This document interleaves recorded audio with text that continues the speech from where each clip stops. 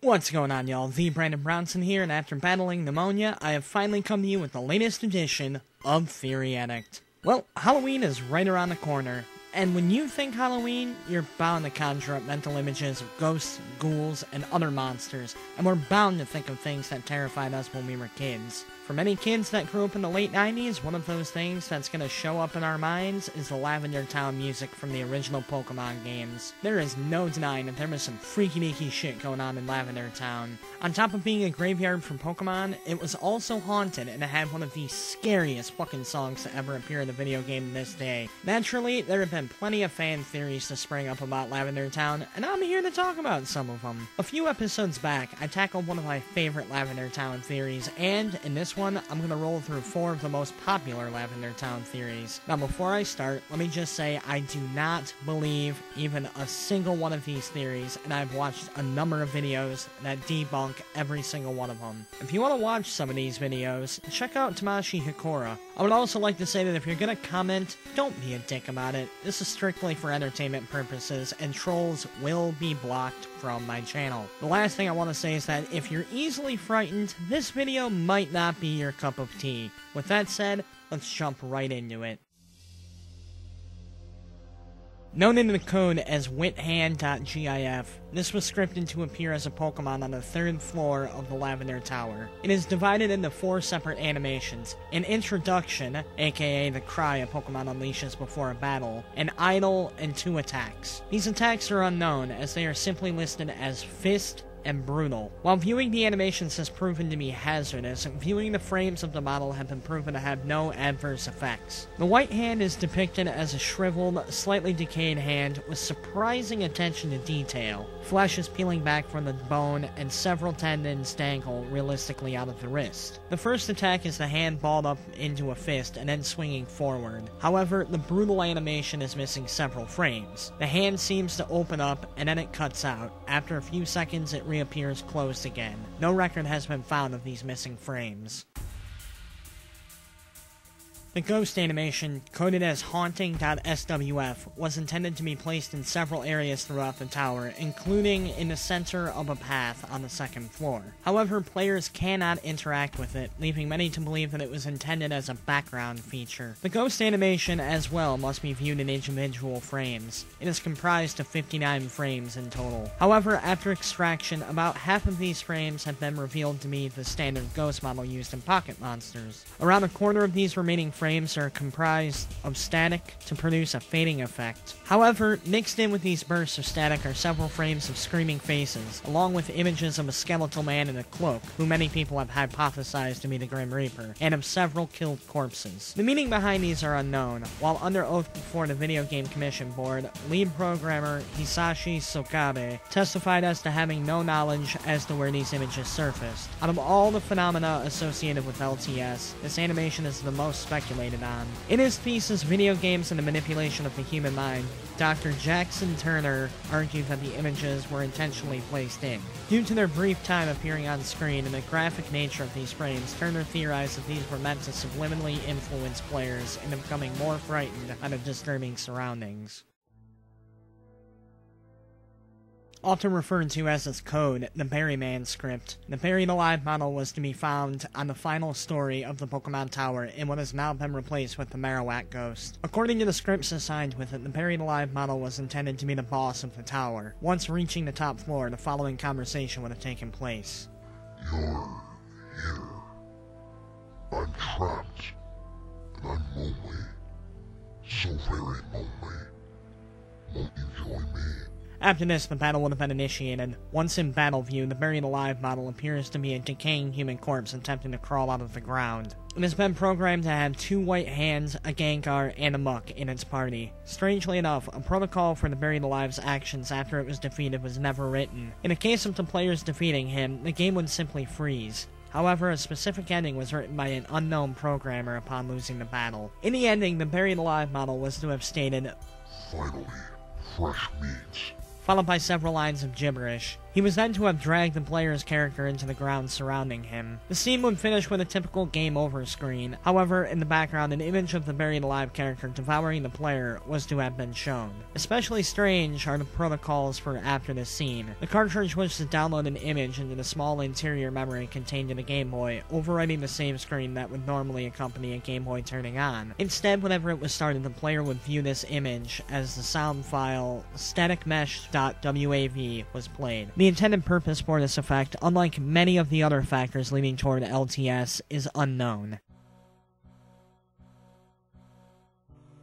Following the release of Pokemon Red and Green in Japan, there was a spike in deaths of children between the ages of 10 and 15. The children had all committed suicide, mostly by hanging or jumping from great heights, but some of them in more horrific ways, such as burning themselves alive, hacking off their own limbs, and even shoving their own fists down their throats, causing them to suffocate. The few children who were saved before killing themselves showed sporadic behavior, only responding to questioning with screams and attempts of self-mutilation. Whenever they were shown a regular Game Boy, they would not react, but seeing a Game Boy with a Pokemon game in it would cause them to freak out and try to flee whatever room they were in with great desperation. Although not all the children who owned the game acted in this way, the game was the only lead the police had, so they took it. They would go on to confiscate many copies of the game and decided to interview the programmers of the game. The programmers denied any claims that their deaths had anything to do with the game, saying that it would be impossible to convince children, or adults for that matter, to commit such acts through a simple game, and insisted that it was a mere coincidence. However, they did mention that the music from Lavender Town had caused some children to become ill due to the frequency it was made in. The police then interviewed the composer, Junichi Masuda, who denied that his music caused any of this. He even went as far as to play the track for the police to hear for themselves. After feeling no ill effects, more or less suicidal urges, they let Mr. Masuda go. Police would eventually discover that there were several programmers who were not mentioned in the credits of the game, and one of them, Shiro Miura, had killed himself shortly after the game was completed. The police would eventually interview Koji Nishino, one of the map designers and a good friend of Mr. Miura. Mr. Nishino had locked himself in his apartment since the release of the games, claiming he was mourning the loss of Mr. Miura. When he was finally interviewed, it looked as if he hadn't slept, bathed, or even bothered to take care of himself in quite some time. Mr. Miura was noted as thinking before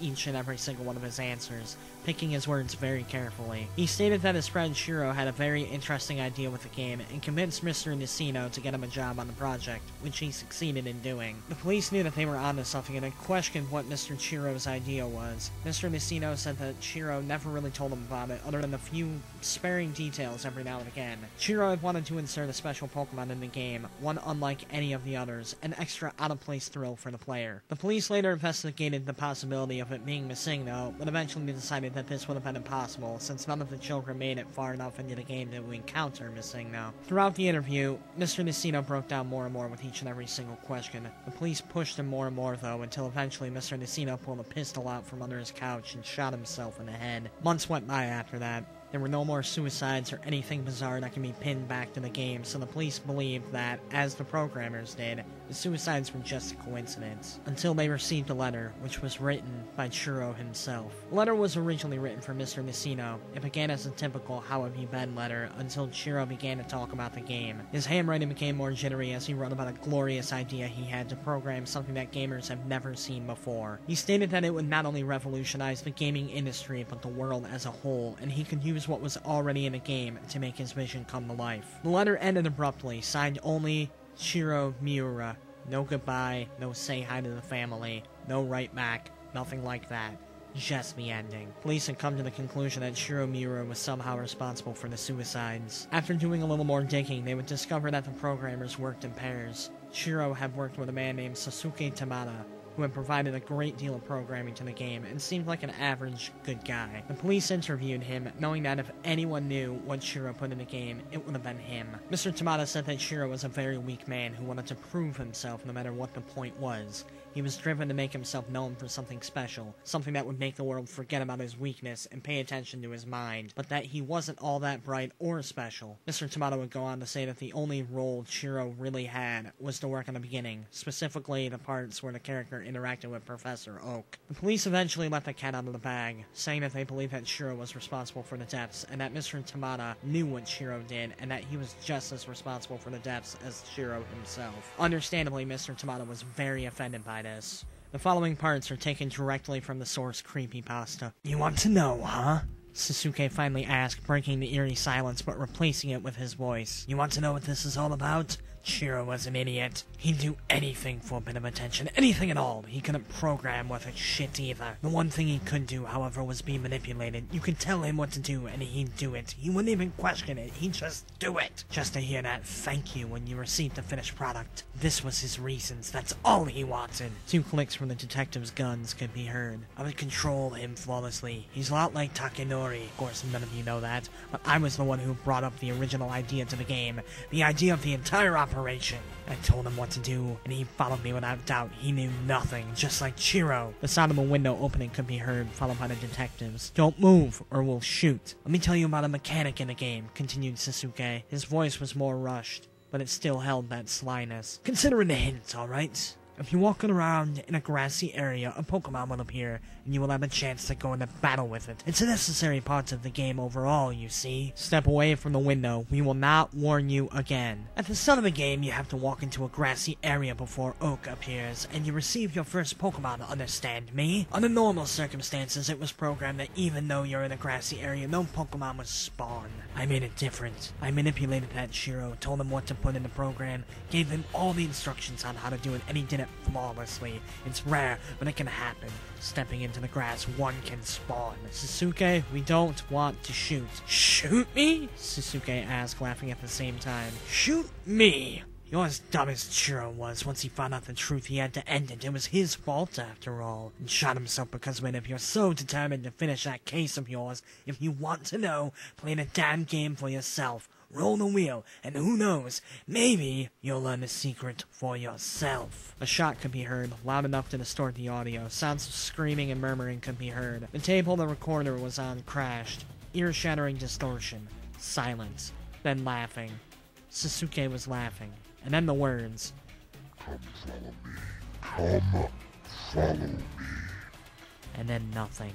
The recorder continued to record until the tape ran out. There was nothing else on it. The police arrived on the scene quickly, and to their horror, they discovered Sasuke and the 2 detectives dead. They had all been shot, but not after struggling. The detectives had been shot multiple times, at least 10 times each, before dying, and after being shot in between their eyes. Sasuke himself had clearly died of 2 shots to the chest, straight through the heart. The game was causing a massacre. At least 100 children were dead. Nisino, the unexpected friend, dead. Chiro, the manipulated toy, dead. The 2 detectives, dead. And now, even the creator of this atrocity, Sasuke, dead. The game was stretching far over its original intentions. It was killing anyone and everyone who got involved. The lead detective had decided to put the case away. The man who committed the crimes were dead, so there was no longer any reason to continue the case. All evidence, all the cartridges, all the notes, all the letters, they were locked away, kept in the darkness where they belonged. There were talks about the entire thing, small conversations every now and again, but over the years, even these began to fade away. Eventually, the case was only a memory in the minds of those who experienced it firsthand. 10 years passed. February 27, 2006 was the date. The lead detective, the man who locked away the original evidence 10 years previous, was reminded of the awful event that occurred. Although he was no longer on the force, he still had access to the files and helped out whenever he could. The reminder of the event caused him to look back, to open the sealed container that held all the evidence collected. He read through the letters and read through the notes, and he remembered the woman who appeared to him on the street that one day and handed him the letter that led to the change of the entire case. He wondered who she was and where she had come from. Perhaps she was Chiro's mother, or maybe Sasuke's. It was far too late to pursue any of this. Far too late. Sealing the container again, he saw a second one directly above it. Pulling it out, he read the note on top of it. Evidence number 4102A. He opened it up and looked inside. Filling the container were exactly 104 Pokemon Red and Green cartridges, each one in perfect condition, untouched since the day they had last checked them 10 years ago. He reached in and pulled one out, Pokemon Red. He hadn't seen one in a very long time, and he decided to reach into his desk and pull out an old Game Boy. He received it a very long time ago, but it still worked. It was his son's, but he had died a few years ago. His wife was gone, too. That was then, though. Popping in the cartridge in the back of the Game Boy, he turned on the system. The title screen. Then the option to continue or start a new game. Tanaka. That was the child's name, the one who played it. He was probably dead, along with all the others. He pressed new game and started. It was normal, average. He walked around, talked to his mother, went outside. He started walking toward the glass. In his head, he could still hear Sasuke's words, even though he was not there. Even though he had never seen the man in his life, he could still hear him. Come follow me. It's getting closer and closer, only a step or two away. Roll the wheel and who knows, maybe you'll learn the secret for yourself. He entered the grass. The screen did nothing at first, nothing at all. It just sat there, and so did the detective, completely frozen, as if time had stood still just for them. The screen went black, and then lit up again, the iconic green background with black text appearing. The lead detective's weary eyes grew wide.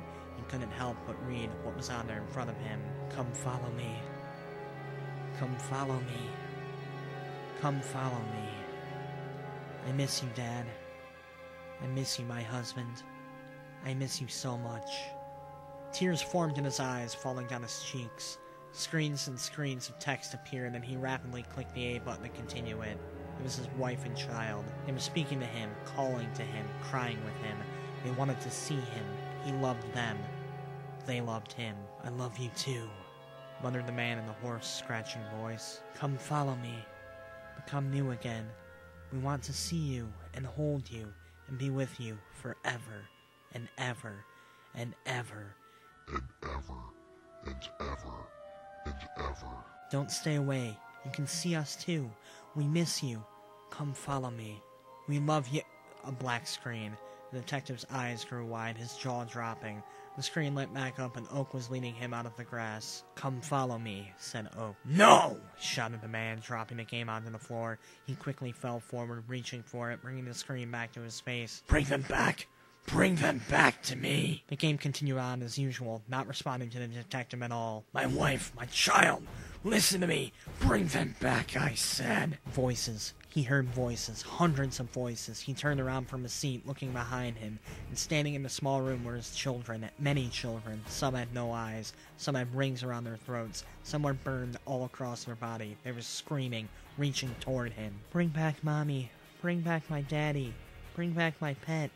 They all screamed out, reaching for the game, their mouths agape with horror and pain. I don't want them to go away. Bring them back to me. Bring them back to me. No! The detective shouted. It's mine! My family is here! Don't touch it! Horror was across his face. Come follow me, Said a voice. The lead detective looked over, and in the corner of the room next to an old desk was Sasuke. He stood in the corner, tall, handsome, clean. A smile was on his face, stretching across it. Come follow me. The lead detective jumped up, stepping back, trying to force away the children crawling toward him, reaching out for the game held tightly within his hands. What's going on here? What's this? Where's my family? Sasuke smiled generously. I'll show you. I'll help you get away from them, you see. Just follow me. Sasuke reached down and opened a drawer on the old desk. The lead detective, pushing through the crowd of children trying to get away, looked inside. Sitting there, covered in dust, was his old gun from when he was on the force. He had not used that gun in many years and had put it away, not wanting to remember the things he used to do with it. But right now, he didn't see it as something that caused pain or killed. It was shining. It was light. It was something that could set him free. Just follow me, Said Sasuke, picking up the gun and putting it in the lead detective's hand. He formed his hand to hold the gun, then brought it up to his temple. Just pull the trigger. That's all. The lead detective turned around. The children were crawling at him, grabbing his legs and pulling at him. They reached for the game. They turned back towards Sasuke and smiled. My family. I'll follow you. He pulled the trigger. It was a few days before the body was discovered. It lay on the floor, blood everywhere. In one hand held an empty gun, and the other was a classic Game Boy with Pokemon Red in the back. The battery had long since died, and only a black, empty screen was left.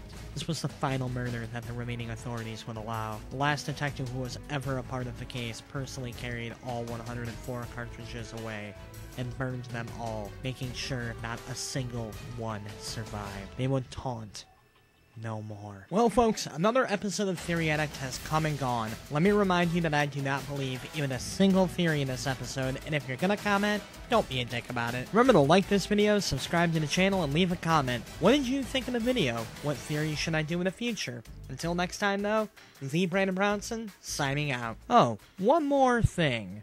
Happy Halloween.